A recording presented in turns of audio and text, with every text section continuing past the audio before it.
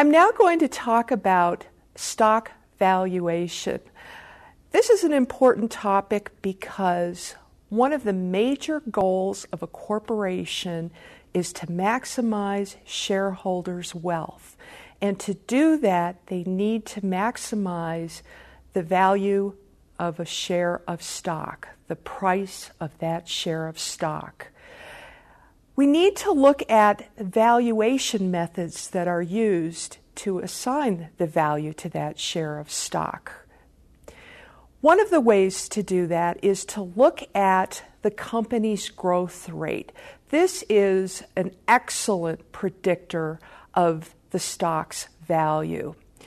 There's a method called the dividend discount model, also known as the Gordon constant growth model, which takes into account the current dividend that's being paid, the growth rate, and the shareholders' required rate of return for the company before they will invest. Another method that you might be familiar with is the price-earnings ratio. This is also known as the PE ratio, and this takes into account the market price of the stock divided by the earnings per share of the stock. There are also other methods, such as the non-constant growth method, which considers a case where the dividend does not remain constant, but changes over time in the future. Let's talk about some of the vocabulary that we'll need as we're studying this section of stock valuation. First of all, let's talk about the market price of stock.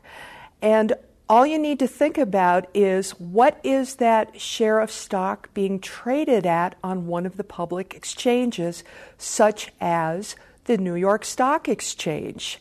So the question is, what did a share of IBM stock close at today?